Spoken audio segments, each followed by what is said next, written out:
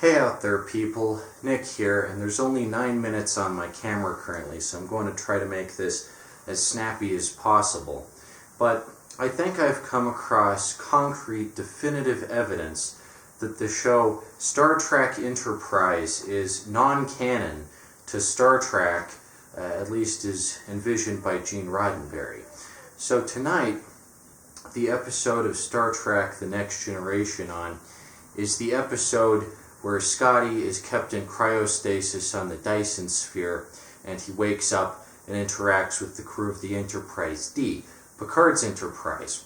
And in previous videos, I pointed out that the events of Enterprise, the show, don't make any sense, considering that Kirk's Enterprise, and before that Pike's Enterprise and Robert April's Enterprise, is stated canonically to be the original Enterprise. Captain Sisko refers to it as such when they visit the past in Trails and Tribulations, and in Star Trek the Motion Picture, Decker takes the bald lady on a tour through the ship's gallery and says, here's all the previous ships that were called Enterprise, and as you would expect, the ship captained by Archer is not on the wall there.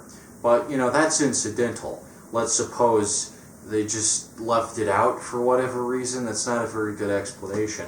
But that's incidental. So I've come up with concrete proof that Archer's Enterprise is completely made up and was never part of anything that Gene Roddenberry had planned, as if that isn't obvious enough. Like, it's very clear from watching Star Trek the original series that Kirk's Enterprise is the first ship called Enterprise. There's no starship called Enterprise before Kirk's. That goes without saying.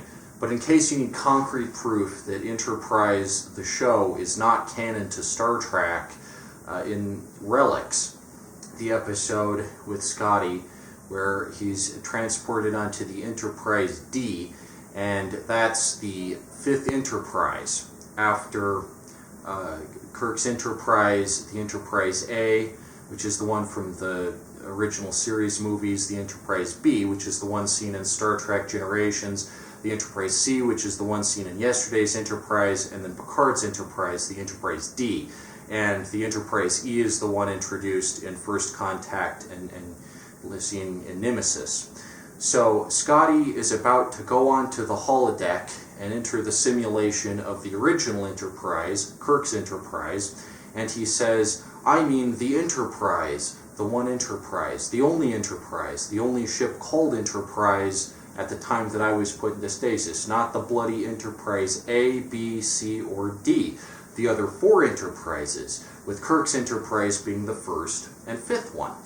So the Majel Barrett computer voice says, definitively to Scotty, she says, there have been 5 ships with the name Enterprise, and this is before First Contact and Nemesis, so the Enterprise E doesn't exist yet. If it happened while those were out, then the Majel Barrett computer voice would say there have been 6 ships with the name Enterprise. But currently, at the time of that episode, there are only 5 ships ever with the name Enterprise. Archer's Enterprise is not mentioned. It doesn't exist within the canon of The Next Generation. Objectively, there's only 5 ships called Enterprise, and you can say, oh, Archer's Enterprise was primitive, so it wouldn't be mentioned because it was a prototype or whatever. But it had warp speed, and it would be considered the first Enterprise by Kirk and Picard, and they would mention it or bring it up or something, and it would be in the Majel Barrett computer database, and they would know about it. There's no reason they would never mention it.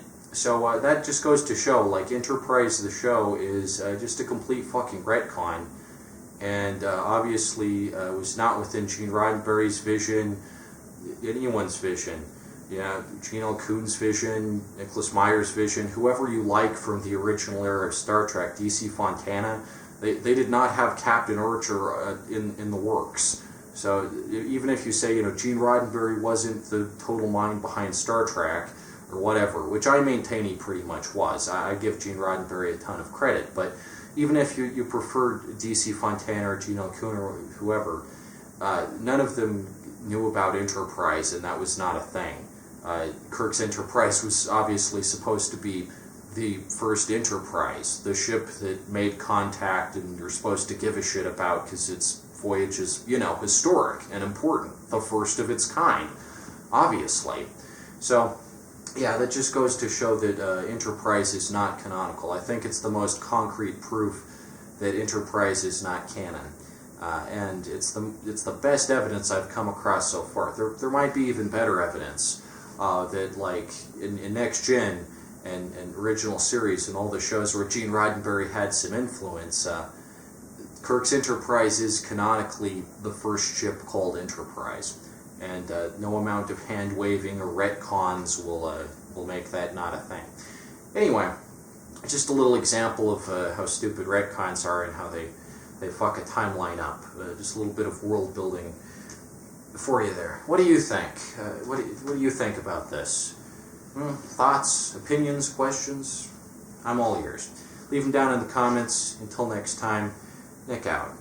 Wow, I don't think I'll have to make a single cut for the entirety of this video. It's exceptionally rare that I'm this articulate. Sporish.